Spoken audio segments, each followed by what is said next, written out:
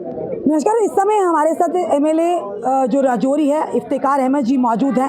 हाल ही में एक हादसा सामने आया है जो कि जीएमसी राजौरी में आगजनी का मामला सामने आया। चलिए इनसे जानते हैं। और सबसे बड़ी बात है, हर डिस्ट्रिक्ट हॉस्पिटल में जब स्टाफ अपॉइंटेड किया गया है, वहाँ पर हॉस्पिटल्स बनाए गए हैं, फिर ऐसा क्यों होता है, कभी कोई बड़ा हादसा होता है या एक्सीडेंट होता है, दुर्घटना होती है, तो राजौरी या अन्य डिस्ट्रिक्ट से सीधा उन्हें गवर्नमेंट मेडिकल कॉलेज में शिफ्ट करना पड़ता है। अगर वही सुविधा उन्हें वहाँ मिली है, क्योंकि हॉस्पिटल किसके लिए होते हैं कि सुविधाएं प्रदान की जाए, तो वे हॉस्पिटल अगर नहीं सुविधाएं प्रदान करता है, ऐसे हॉस्पिटल को खोलने का क्या फ़ायदा। इफ्तिकार जी, क्या कहेंगे आगजनी का जो मामला सामने आया? देखिए, मुझे भी सुबह 9:30 बजे लगभग मुझे वहाँ से फ़ोन कॉल्स आई कि जीएमसी में आग जनी हो गई है। और इमीडिएटली मैंने डिप्टी कमिश्नर से बात की और डिप्टी कमिश्नर साहब ने तुरंत एक्शन लेते हुए फायर सर्विसेज भी मौके पे पहुंच गई, एडिशनल डिप्टी कमिश्नर वो भी पहुंच गए, प्रिंसिपल से मेरी बात हुई, पूरा हॉस्पिटल एडमिनिस्ट्रेशन और मेरे ऑफिस के लोग भी वहाँ टाइमली पहुँच के और पूरा उस इशू को जो था, वो जो आगजनी का था, उस पर मैं आज हाउस में भी लेट पहुँचा क्योंकि 2 घंटे लगभग मैं पूरे ऑपरेशन को सुपरवाइज़ कर रहा था, पूरी फीडबैक ले रहा था कि क्या चल रहा है, क्या हो रहा है। और जो इनपुट्स मुझे मिले उसके आधार पर ये था कि ऊपर वाले का शुक्र है कि कोई भी जानी नुकसान नहीं हुआ। पर ये बड़ी घटना बड़े सारे सवालों को खड़ा करती है इफ्तिकार जी। आखिर कमियां कहाँ रही हैं अस्पताल में, जहाँ पर मरीज होते हैं, हर कोई बीमारी का इलाज करवाने, कितनी बड़ी दुर्घटना हो जाती, कितनी जानों पर बनाती अगर कोई ऐसा नुकसान हो जाता। देखिए, ये बहुत ही बड़ी लापरवाही है, ये कोई छोटी लापरवाही नहीं है और इसकी पूरी इन्वेस्टिगेशन होगी। मैंने डिप्टी कमिश्नर साहब से कहा है कि इसकी थॉरोली इन्वेस्टिगेशन कीजिए कि फायर सिस्टम जो हमारे हॉस्पिटल का है वो फंक्शनिंग क्यों नहीं था। बिल्कुल। और अगर इस तरह का इंसिडेंट हुआ, अब चलो ठीक है, बेसमेंट में आग लगी, अगर कहीं वार्ड में लग जाती बिल्कुल, तो फिर मरीजों को निकालने में कहीं भगदड़ मच जाती, भगदड़ होती। तो ये आपका सवाल बिल्कुल जायज़ है। मैं इसके लिए बड़ा संवेदनशील हूँ क्योंकि जीएमसी राजौरी ऑलरेडी उसमें इंफ्रास्ट्रक्चर की कमी है। ऑलरेडी पिछले 6 महीने से मैं लड़ के छोटी छोटी चीज़ें कलेक्ट कर रहा हूँ कि हॉस्पिटल को एम्पावर किया जाए, हॉस्पिटल को सहूलियत दी जाए ताकि गरीब लोगों को फ़ायदा हो। अगर इस तरीके की इंसिडेंट होंगे तो ये इस पे इन्वेस्टिगेशन का मैटर है और मैंने इंस्ट्रक्शन दे दी है एडमिनिस्ट्रेशन को कि इसकी इन्वेस्टिगेशन की जाए टाउन बाउंड मैनर में और उसकी रिपोर्ट सबमिट करे और जिनकी गलती है, नेग्लिजेंसी, इफ्तिकार जी, किसी भी देश की प्रगति और उन्नति के लिए वहाँ पर अगर बात करें, हेल्थ सेक्टर की बात करें, एजुकेशन सेक्टर की बात करें, उसे स्ट्रॉन्ग बनाना बड़ा ही मजबूत होगा, तो तभी हमारा देश उन्नति और प्रगति की ओर बढ़ेगा। अगर देखा जाए हमारे एजुकेशन सेक्टर में भी काफ़ी कमियां, हेल्थ सेक्टर की अगर बात करें, हर डिस्ट्रिक्ट हॉस्पिटल है, हर डिस्ट्रिक्ट में, पर हॉस्पिटल में वो सुविधाएं नहीं हैं। भले ही स्टाफ को लाखों की सैलरी दी जाती है, उन्हें वहाँ पर लगाया जाता है, पर उन मरीजों को क्या, जो जिनके घर के पास, गरीबों को क्या, जो जिनके लिए सिर्फ सरकारी अस्पताल एक इलाज का जरिया है, तो वो जब कोई बड़ी घटना हो जाती है, एक्सीडेंट हो जाता है, कई बार आपने भी देखा होगा, राजौरी से जीएमसी जम्मू, पुंछ से जीएमसी जम्मू, कहीं और अन्य डिस्ट्रिक्ट से जीएमसी जम्मू। क्या है कि जीएमसी जम्मू में सारी सुविधाएं,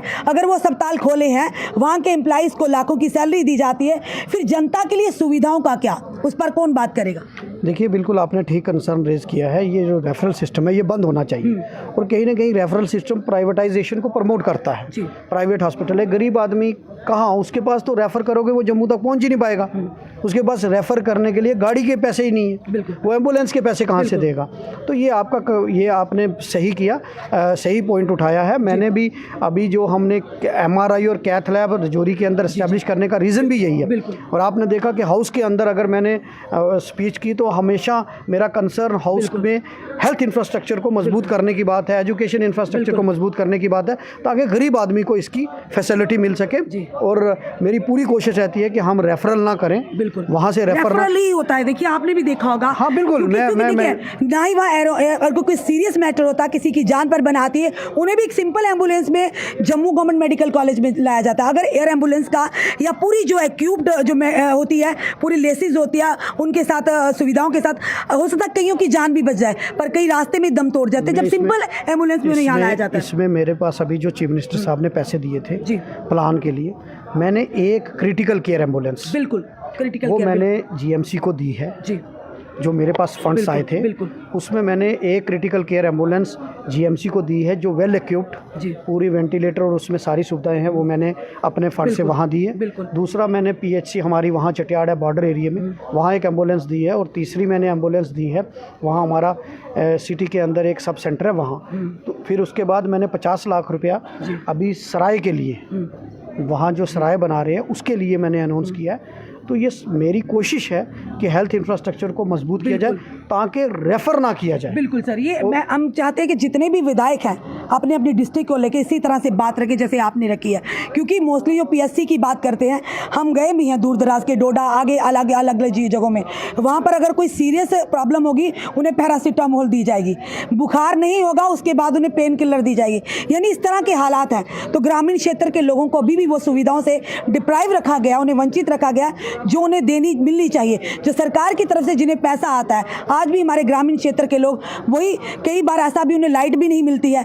उन्हें रोड कनेक्टिविटी नहीं है, यानी आज भी चारपाइयों को मरीज उठा कर ले आते जो बेचारे रास्ते में धक्के खाते खाते उनका दम निकल जाता है। तो आपको नहीं लगता इन चीज़ों पर सबसे ज़्यादा असेंबली में आवाज़ उठनी चाहिए? आपने देखा कि मैंने अगर 10, 15, 12 बार बोला हूँ तो 6-7 बार तो हॉस्पिटल के ऊपर ही बात की है। बिल्कुल। तो मैं ये सारे कंसर्न हैं, इसके ऊपर काम कर रहे हैं और मैं वचनबद्ध हूँ कि इन हेल्थ इंफ्रास्ट्रक्चर को मजबूत करने की ज़रूरत है ताकि गरीब आदमी को फ़ायदा मिले। बिल्कुल सर, धन्यवाद। ये थे हमारे साथ एमएलए राजौरी इफ्तिखार अहमद जी। और जिस तरह से आज सुबह एक आगजनी का मामला सामने आया Rajouri government medical college Rajouri से, क्या गलती थी, किसकी कोताही हुई, कईयों की जान जा सकती थी, मरीजों की जान जा सकती थी, भगदड़ मच सकती थी, पर शुक्र है उस ऊपर वाले का कोई जानी नुकसान नहीं हुआ।